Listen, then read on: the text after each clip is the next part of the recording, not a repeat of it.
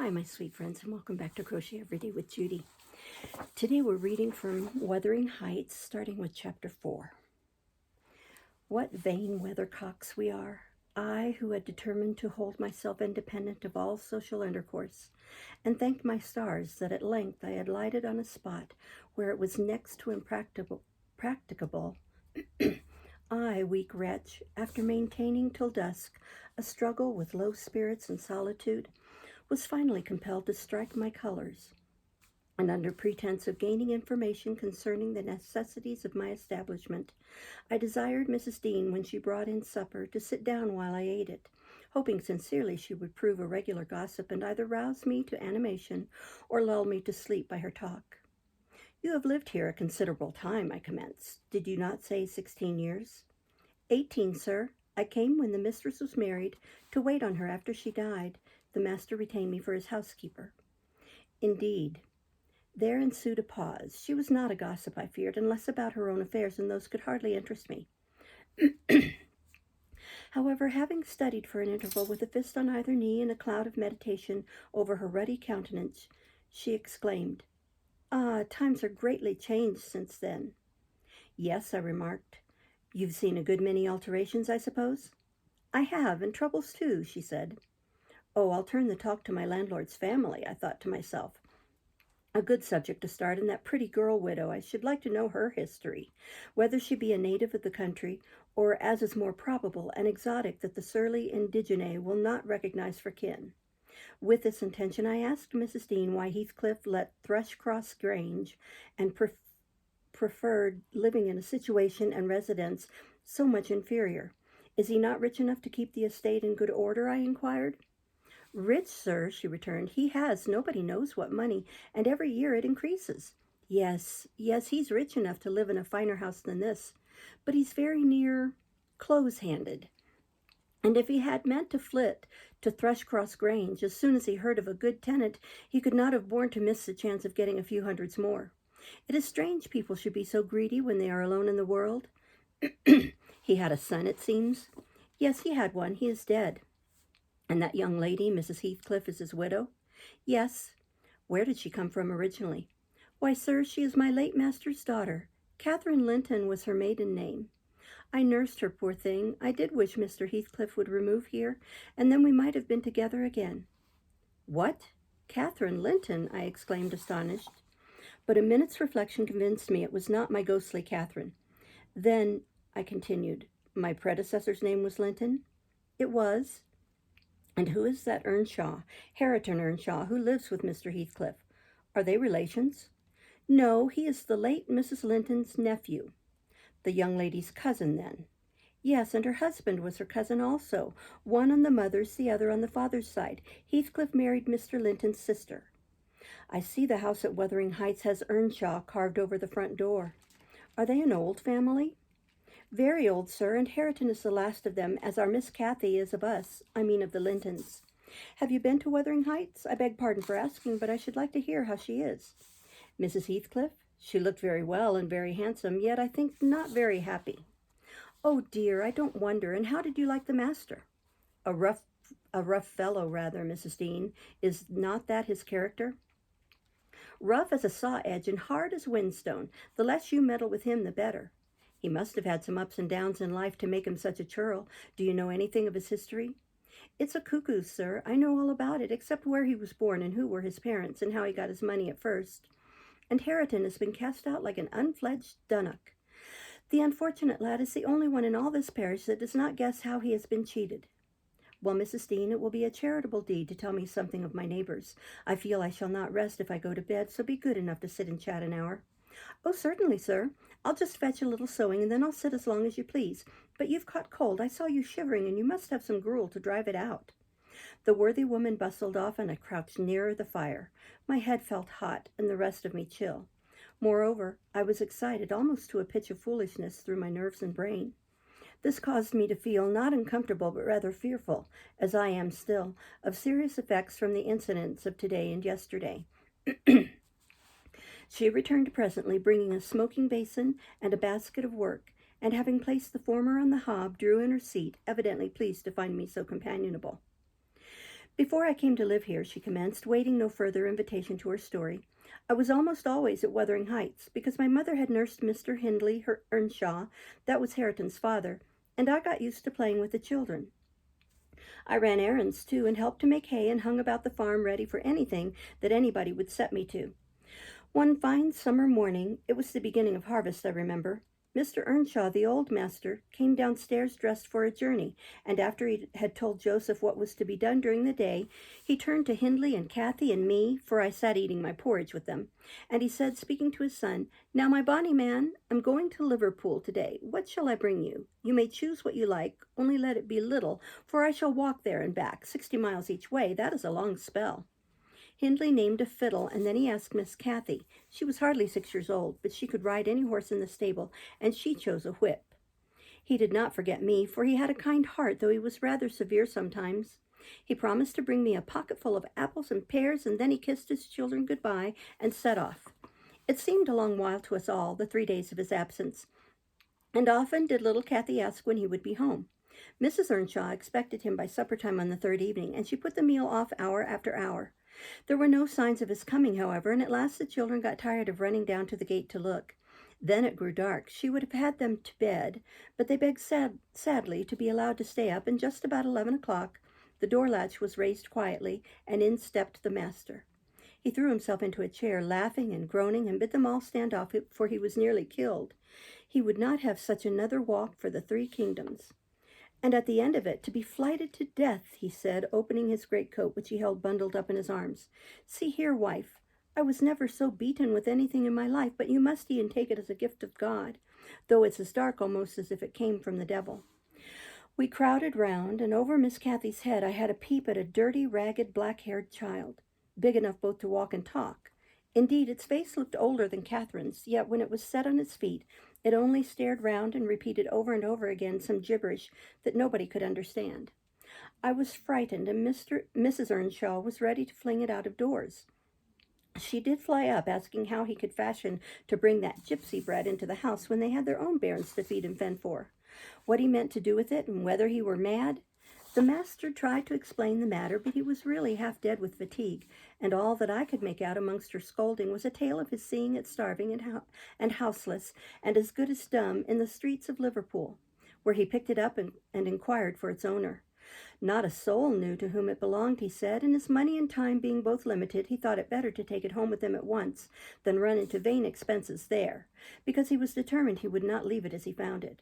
Well, the conclusion was that my mistress grumbled herself calm, and Mr. Earnshaw told me to wash it and give it clean things and let it sleep with the children. Hindley and Kathy contented themselves with looking and listening till peace was restored. Then both began searching their father's pockets for the presents he had promised them. The former was a boy of 14, but when he drew out what had been a fiddle crushed to morsels in the greatcoat, he blubbered aloud. And Kathy, when she learnt the master had lost her whip in attending on the stranger, showed her humor by grinning and spitting at the stupid little thing, earning for her pains a sound blow from her father to teach her cleaner manners. They entirely refused to have it in bed with them or even in their room, and I had no more sense, so I put it on the landing of the stairs, hoping it might be gone on the morrow. By chance, or else attracted by hearing his voice, it crept to Mr. Earnshaw's door, and there he found it on quitting his chamber. Inquiries were made as to how it got there. I was obliged to confess, and in recompense for my cowardice and inhumanity, was sent out of the house. This was Heathcliff's first introduction to the family. On coming back a few days afterwards, for I did not consider my banishment perpetual, I found they had christened him Heathcliff. It was the name of a son who died in childhood, and it has served him ever since, both for Christian and surname. Miss Kathy and he were now very thick, but Hindley hated him, and to say the truth, I did the same, and we plagued and went on with him shamefully. For I wasn't reasonable enough to feel my injustice, and the mistress never put in a word on his behalf when she saw him wronged. He seemed a sullen, patient child, hardened perhaps to ill treatment. He would stand Hindley's blows without winking or shedding a tear, and my pinches moved him only to draw in a breath and open his eyes, as if he had hurt himself by accident and nobody was to blame. This endurance made old Earnshaw furious when he discovered his son persecuting the poor fatherless child, as he called him. He took to Heathcliff strangely, believing all he said, for that matter he said precious little, and generally the truth, and petting him up far above Kathy, who was too mischievous and wayward for a favorite. So from the very beginning he bred bad feeling in the house, and at Mrs. Earnshaw's death, which happened in less than 2 years after, the young master had learnt to regard his father as an oppressor rather than a friend, and Heathcliff as a usurper of his father's affections and his privileges, and he grew bitter with brooding over these injuries. I sympathized a while, but when the children fell ill of the measles and I had to tend them and take on me the cares of a woman at once, I changed my ideas. Heathcliff was dangerously sick, and while he lay at the worst, he would have me constantly by his pillow. I suppose he felt I did a good deal for him, and he hadn't the wit to guess that I was compelled to do it. However, I will say this, he was the quietest child that ever nurse watched over. The difference between him and the others forced me to be less partial. Kathy and her brother harassed me terribly. He was as uncomplaining as a lamb, though hardness, not gentleness, made him give little trouble. He got through, and the doctor affirmed it was in a great measure owing to me, and praised me for my care. I was vain of his commendations, and softened toward the being by whose means I earned them, and thus Hindley lost his last ally. Still, I couldn't dote on Heathcliff, and I wondered often what my master saw to admire so much in the sullen boy, who never, to my recollection, repaid his indulgence by any sign of gratitude. He was not insolent to his benefactor. He was simply insensible, though knowing perfectly the hold he had on his heart, and conscious he had only to speak, and all the house would be obliged to bend to his wishes. As an instance, I remember Mr. Earnshaw once bought a couple of colts at the parish fair, and gave the lads each one. Heathcliff took the handsomest, but it soon fell lame, and when he discovered it, he said to Hindley, "You must exchange horses with me. I don't like mine, and if you won't, I shall tell your father of the 3 thrashings you've given me this week, and show him my arm, which is black to the shoulder." Hindley put out his tongue and cuffed him over the ears. "You'd better do it at once," he persisted, escaping to the porch. They were in the stable. "You will have to, and if I speak of these blows, you'll get them again with interest." "Off, dog!" cried Hindley, threatening him with an iron weight used for weighing potatoes and hay. "Throw it," he replied, standing still, "and then I'll tell how you boasted that you would turn me out of doors as soon as he died, and see whether he will not turn you out directly." Hindley threw it, hitting him on the breast, and down he fell, but staggered up immediately, breathless and white.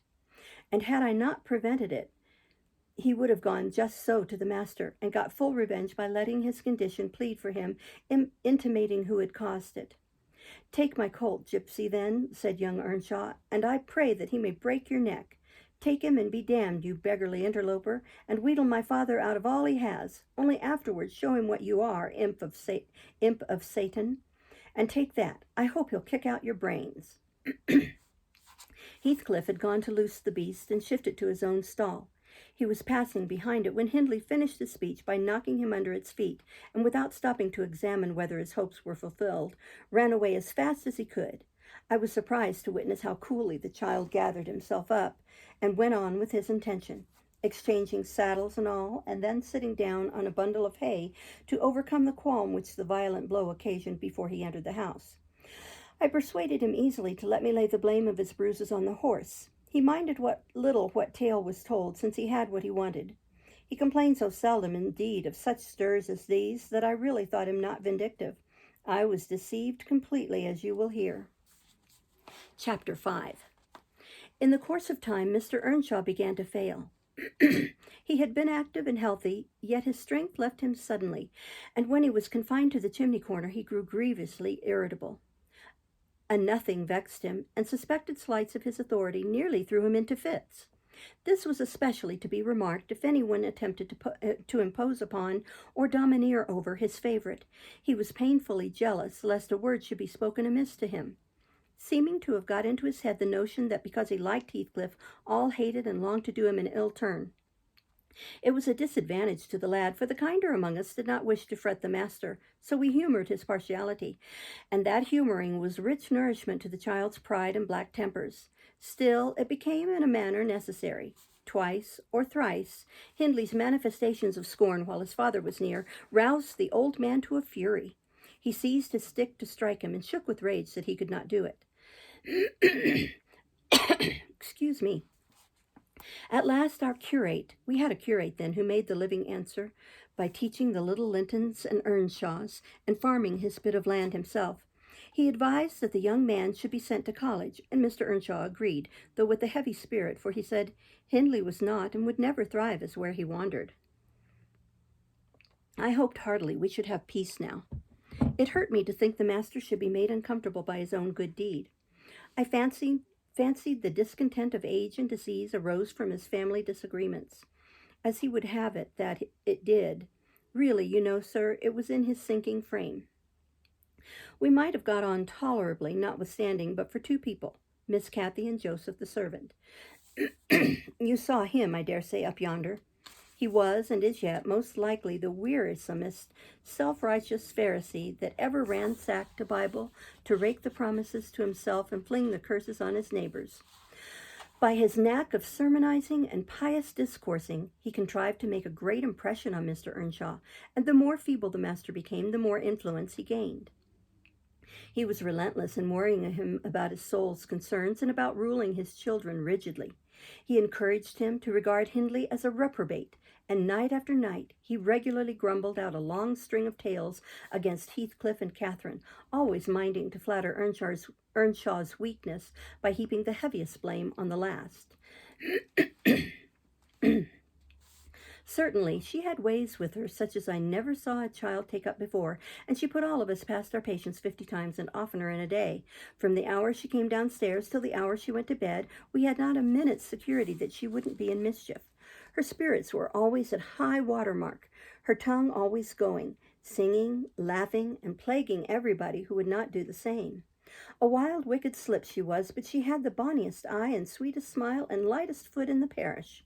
And after all, I believe she meant no harm, for when once she made you cry in good earnest, it seldom happened that she would not keep you company and oblige you to be quiet that you might comfort her. She was much too fond of Heathcliff. The greatest punishment we could invent for her was to keep her separate from him. Yet she got chided more than any of us on his account. In play, she liked exceedingly to act the little mistress, using her hands freely and commanding her companions. She did so to me, but I would not bear slapping and ordering, and so I let her know. Now, Mr. Earnshaw did not understand jokes from his children. He had always been strict and grave with them, and Catherine, on her part, had no idea why her father should be crosser and less patient in his ailing condition than he was in his prime. His peevish reproofs wakened in her a naughty delight to provoke him. She was never so happy as when we were all scolding her at once, and she defying us with her bold, saucy look and her ready words, turning Joseph's religious curses into ridicule, baiting me, and doing just what her father hated most, showing how her pretended insolence, which he thought real, had more power over Heathcliff than his kindness, how the boy would do her bidding in anything, and his only when it suited his own inclination. After behaving as badly as possible all day, she sometimes came fondling to make it up at night. Nay, Cathy, the old man would say, I cannot love thee, thou art worse than thy brother. Go, say thy prayers, child, and ask God's pardon. I doubt thy mother and I must rue that we ever reared thee. That made her cry at first, and then being repulsed continually hardened her, and she laughed if I told her to say she was sorry for her faults, and begged to be forgiven. But the hour came at last that ended Mr. Earnshaw's troubles on earth. He died quietly in his chair one October evening, seated by the fireside. A high wind blustered round the house and roared in the chimney. It sounded wild and stormy, yet it was not cold, and we were all together. I, a little removed from the hearth, busy at my knitting, and Joseph reading his Bible near the table, for the servants generally sat in the house then, after their work was done. Miss Cathy had been sick, and that made her still. She leaned against her father's knee, and Heathcliff was lying on the floor with his head in her lap. I remember the master, before he fell into a doze, stroking her bonny hair. It pleased him rarely to see her gentle, and saying, Why canst thou not always be a good lass, Cathy? And she turned her face up to his and laughed, and answered, Why cannot you always be a good man, father? But as soon as she saw him vexed again, she kissed his hand and said she would sing him to sleep. She began singing very low, till his fingers dropped from hers, and his head sank on his breast. Then I told her to hush and not stir, for fear she would wake him. We all kept as mute as mice a full half hour, and should have done longer, only Joseph, having finished his chapter, got up and said that he must rouse the master for prayers and bed. He stepped forward and called him by name and touched his shoulder. But he would not move, so he took the candle and looked at him. I thought there was something wrong as he set down the light and, seizing the children each by an arm, whispered them to frame upstairs and make little din. They might pray alone that evening. He had somewhat to do. I shall bid father good night first, said Catherine, putting her arms round his neck before we could hinder her. The poor thing discovered her loss directly. She screamed out, "Oh, he's dead, Heathcliff, he's dead!" And they both set up a heartbreaking cry. I joined my wail to theirs, loud and bitter, but Joseph asked what we could be thinking of to roar in that way over a saint in heaven. He told me to put on my cloak and run to Gimmerton for the doctor and the parson. I could not guess the use that either would be of then. However, I went through wind and rain and brought one, the doctor, back with me. The other said he would come in the morning. Leaving Joseph to explain matters, I ran to the children's room. Their door was ajar. I saw they had never laid down, though it was past midnight. But they were calmer and did not need me to console them. The little souls were comforting each other with better thoughts than I could have hit on. No parson in the world ever pictured heaven so beautifully as they did in their innocent talk. And while I sobbed and listened, I could not help wishing we were all there safe together. Chapter 6. Mr. Hindley came home to the funeral, and a thing that amazed us and set the neighbors gossiping right and left, he brought a wife with him. What she was and where she was born he never informed us. Probably she had neither money nor name to recommend her, or he would scarcely have kept the union from his father. She was not one that would have disturbed the house much on her own account. Every object she saw the moment she crossed the threshold appeared to delight her, and every circumstance that took place about her, except the preparing for the burial and the presence of the mourners. I thought she was half silly from her behavior while that went on. She ran into her chamber and made me come with her, though I should have been dressing the children, and there she sat, shivering and clasping her hands, and asking repeatedly, "Are they gone yet?" Then she began describing with hysterical emotion the effect it produced on her to see black, and started and trembled and at last fell a-weeping, and when I asked what was the matter, answered she didn't know, but she felt so afraid of dying. I imagined her as little likely to die as myself. She was rather thin, but young and fresh-complexioned, and her eyes sparkled as bright as diamonds. I did remark, to be sure, that mounting the stairs made her breathe very quick, that the least sudden noise set her all in a quiver, and that she coughed troublesomely sometimes. But I knew nothing of what these symptoms portended, and had no impulse to sympathize with her. We don't in general take to foreigners here, Mr. Lockwood, unless they take to us first. Young Earnshaw was altered considerably in the 3 years of his absence. He had grown spare and lost his color, and spoke and dressed quite differently, and on the very day of his return he told Joseph and me we must thenceforth quarter ourselves in the back kitchen and leave the house for him. Indeed, he would have carpeted and papered a small spare room for a parlor, but his wife expressed such pleasure at the white floor and huge glowing fireplace, at the pewter dishes and delf case and dog kennel, and the wide space there was to move about and where they usually sat, that he thought it unnecessary to her comfort, and so dropped the intention. She expressed pleasure, too, at finding a sister among her new acquaintance, and she prattled to Catherine and kissed her and ran about with her and gave her quantities of presents at the beginning. Her affection tired very soon, however, and when she grew peevish, Hindley became tyrannical. A few words from her, evincing a dislike to Heathcliff, was enough to rouse in him all his old hatred of the boy. He drove him from their company to the servants, deprived him of the instructions of the curate, and insisted that he should labor out of doors instead, compelling him to do so as hard as any other lad on the farm. He bore his degradation pretty well at first, because Kathy taught him what she learnt and worked or played with him in the fields. They both promised fair to grow up as rude as savages, the young master being entirely negligent how they behaved and what they did, so they kept clear of him. He would not even have seen after their going to church on Sundays, only Joseph and the curate reprimanded his carelessness when they absented themselves, and that reminded him to order Heathcliff a flogging and Catherine a fast from dinner or supper. But it was one of their chief amusements to run away to the moors in the morning and remain there all day, and the after punishment grew a mere thing to laugh at. The curate might set as many chapters as he pleased for Catherine to get by heart, and Joseph might thrash Heathcliff till his arm ached. They forgot everything the minute they were together again, and at least the minute they had contrived some naughty plan of revenge. And many a time I've cried to myself to watch them growing more reckless daily, and I not daring to speak a syllable for fear of losing the small power I still retained over the unfriended creatures. One Sunday evening it chanced that they were banished from the sitting-room for making a noise or a light offense of the kind, and when I went to call them to supper I could discover them nowhere. We searched the house above and below, and in the yards and stables. They were invisible, and at last Hindley in a passion told us to bolt the doors, and swore nobody should let them in that night. The household went to bed, and I, too anxious to lie down, opened my lattice, and put my head out to hearken though it rained, determined to admit them in spite of the prohibition should they return.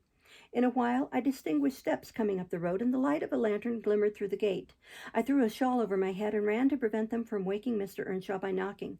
There was Heathcliff by himself. It gave me a start to see him alone. "Where is Miss Catherine?" I cried hurriedly. "No accident, I hope?" "At Thrushcross Grange," he answered, "and I would have been there too, but they had not the manners to ask me to stay." "Well, you will catch it," I said. "You'll never be content till you're sent about your business. What in the world led you wandering to Thrushcross Grange?" "Let me get off my wet clothes and I'll tell you about it, Nellie," he replied. I bid him beware of rousing the master, and while he undressed and I waited to put out the candle, he continued.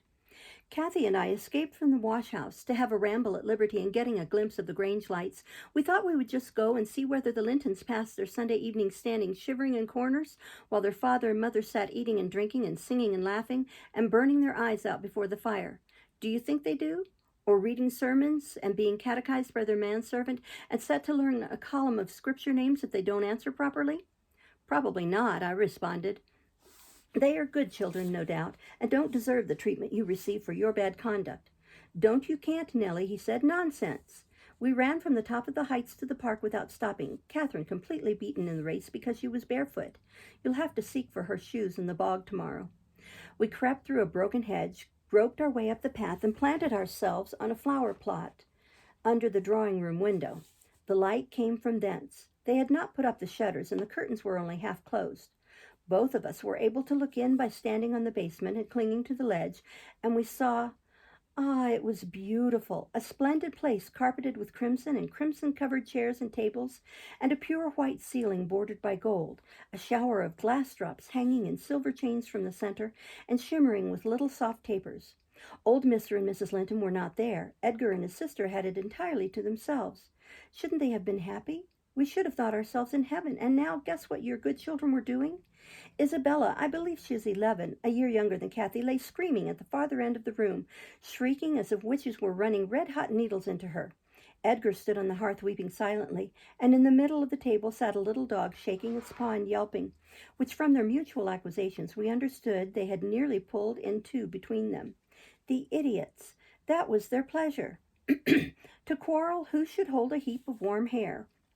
And each began to cry because both, after struggling to get it, refused to take it. We laughed outright at the petted things. We did despise them. When would you catch me wishing to have what Catherine wanted, or find us by ourselves, seeking entertainment and yelling and sobbing and rolling on the ground, divided by the whole room? I'd not exchange for 1,000 lives my condition here for Edgar Linton's at Thrushcross Grange, not if I might have the privilege of flinging Joseph off the highest gable and painting the house front with Hindley's blood. Hush, hush, I interrupted. Still, you have not told me, Heathcliff, how Catherine is left behind. I told you we laughed, he answered. The Lintons heard us, and with one accord they shot like arrows to the door. There was silence, and then a cry. "Oh, Mamma, Mamma, oh, Papa, oh, Mamma, come here, oh, Papa, oh." They really did howl out something in that way. We made frightful noises to terrify them still more, and then we dropped off the ledge because somebody was dragging the bars, and we felt we had better flee. I had Kathy by the hand and was urging her on when all at once she fell down. "Run, Heathcliff, run," she whispered. "They have let the bulldog loose, and he holds me." The devil had seized her ankle, Nellie. I heard his abominable snorting. She did not yell out. No, she would have scorned to do it if she had been spitted on the horns of a mad cow. I did, though. I vociferated curses enough to annihilate any fiend in Christendom, and I got at Stone and thrust it between his jaws, and tried with all my might to cram it down his throat. The beast of a servant came up with a lantern at last, shouting, "Keep fast, Skulker, keep fast."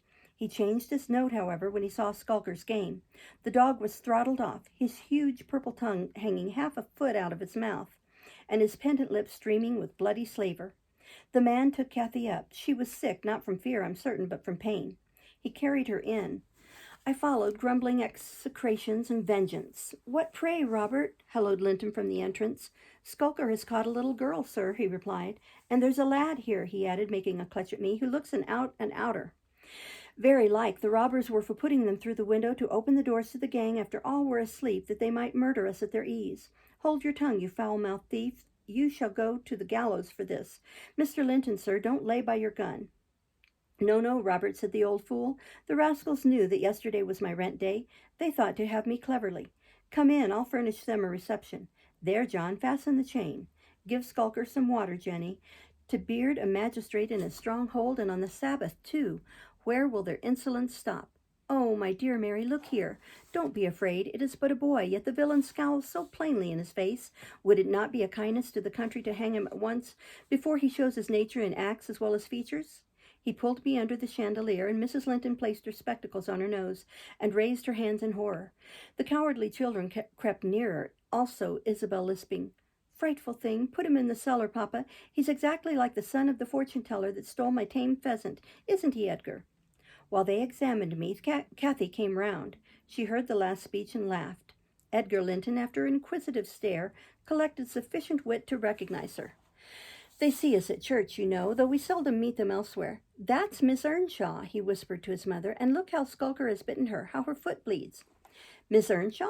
Nonsense!" cried the dame. "Miss Earnshaw scouring the country with a gypsy?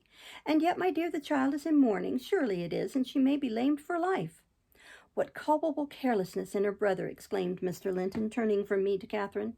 "I've understood from Shielders, that was a curate, sir, that he lets her grow up in absolute heathenism. But who is this? Where did she pick up this companion?"